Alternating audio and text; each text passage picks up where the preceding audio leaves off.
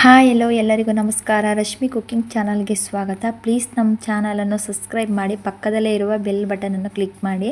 ಇವತ್ತು ಊರಿಗಡಲೆ ತಂಬಿಟ್ಟು ಮಾಡ್ತಿದ್ದೀನಿ. ತುಂಬ ಸುಲಭವಾಗಿ ಕಡಿಮೆ ಸಮಯದಲ್ಲಿ ರುಚಿಯಾಗಿ ಮಾಡ್ಕೊಳ್ಬಹುದು. ಯಾವ ರೀತಿ ಮಾಡೋದಂತ ನೋಡೋಣ. ನಾನು ಮೊದಲು ಒಂದು ಮಿಕ್ಸಿ ಜಾರ್ ತೊಗೊಂಡಿದ್ದೀನಿ. ಮಿಕ್ಸಿ ಜಾರಿಗೆ ಹುರ್ಗಡ್ಲೆ ಹಾಕ್ಕೊಳ್ಬೇಕು. ಒಂದೆರಡು ಏಲಕ್ಕಿಕಾಯಿ ಹಾಕಿ ಸಣ್ಣದಾಗಿ ಪುಡಿ ಮಾಡಿಕೊಂಡು ಇಟ್ಕೊಳ್ಬೇಕು.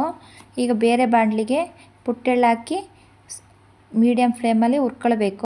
ಈಗ ಬೇರೆ ಪಾತ್ರೆಗೆ ಬೆಲ್ಲನ ನಾನು ಚುಚ್ಚಿಬಿಟ್ಟು ಹಾಕ್ತಿದ್ದೀನಿ. ಸ್ವಲ್ಪ ನೀರು ಹಾಕಿ ಬೆಲ್ಲನ ಕರಗಿಸ್ಕೊಳ್ಬೇಕು. ಅದು ಕರಗಿದ ಮೇಲೆ ಒಂದು ಕುದಿ ಬಂದರೆ ಸಾಕು. ಅದು ಜಾಸ್ತಿ ಪಾಕ ಮಾಡ್ಕೊಳಕ್ಕೆ ಹೋಗಬಾರ್ದು. ಅದು ಜಾಸ್ತಿ ಪಾಕ ಬಂದರೆ ತಂಬಿಟ್ಟು ಗಟ್ಟಿಯಾಗುತ್ತೆ. ಅದಕ್ಕೆ ಇಷ್ಟಿದ್ರೆ ಸಾಕು. ಅದನ್ನು ನಾನು ಸೋಸ್ಕೊಳ್ತಿದ್ದೀನಿ. ಈ ರೀತಿ ಸೋಸ್ಕೊಂಡು ಇಟ್ಕೋಬೇಕು. ಈಗ ನಾವು ಕಡಲೆ ಪುಡಿ ಮಾಡ್ಕೊಂಡಿದ್ವಲ್ಲ, ಅದಕ್ಕೆ ಸಣ್ಣದಾಗಿ ಕಟ್ ಮಾಡ್ಕೊಂಡಿರುವ ಒಣ ಕೊಬ್ಬರಿ, ಪುಟ್ಟೆಳ್ಳು, ಹುರ್ಗಡ್ಲೆ, ಕಡಲೆ ಬೀಜ ನಾವು ಫ್ರೈ ಮಾಡ್ಕೊಂಡು ಅದನ್ನು ಸಿಪ್ಪೆ ತೆಗೆದು ಬೇಳೆ ಮಾಡಿ ಹಾಕ್ಕೊತಿದ್ದೀನಿ. ಇದನ್ನು ಮಿಕ್ಸ್ ಮಾಡ್ಕೊಳ್ಬೇಕು. ಚೆನ್ನಾಗಿ ಮಿಕ್ಸ್ ಮಾಡಿಕೊಂಡು ನಾವೀಗ ಬೆಲ್ಲದ ಪಾಕನ ರೆಡಿ ಮಾಡ್ಕೊಂಡಿದ್ವಲ್ಲ, ಅದನ್ನು ಈಗ ಸ್ವಲ್ಪನೇ ಹಾಕ್ಕೊಂಡು ನಾವು ಮಿಕ್ಸ್ ಮಾಡಿಕೊಂಡು ಕಟ್ಕೊಳ್ಬೇಕು. ನಾವು ಒಂದೇ ಸತಿ ಹಾಕೋದ್ರಿಂದ ಅದು ಕಟ್ಟೋಕ್ಕೆ ಗಟ್ಟಿಯಾಗಿಬಿಡುತ್ತೆ.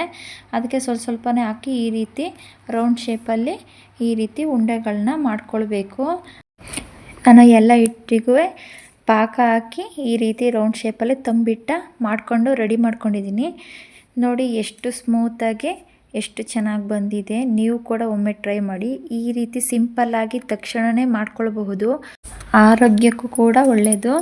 ಮಕ್ಕಳಿಗೆ ಈ ರೀತಿ ಮಾಡಿಕೊಡೋದ್ರಿಂದ ಮಕ್ಕಳು ಕೂಡ ಇಷ್ಟಪಟ್ಟು ತಿಂತಾರೆ. ನೋಡಿ, ಊರಿಗಡಲೆ ತಂಬಿಟ್ಟು ರೆಡಿಯಾಗಿದೆ. ನೀವು ಕೂಡ ಈ ರೆಸಿಪಿ ಇಷ್ಟ ಆಗಿದ್ದರೆ ನೀವು ಕೂಡ ಒಂದ್ಸಲ ಟ್ರೈ ಮಾಡಿ. ಹೇಗಿದೆ ಎಂದು ಕಮೆಂಟ್ ಮಾಡಿ, ಲೈಕ್ ಮಾಡಿ, ಶೇರ್ ಮಾಡಿ. Thank you.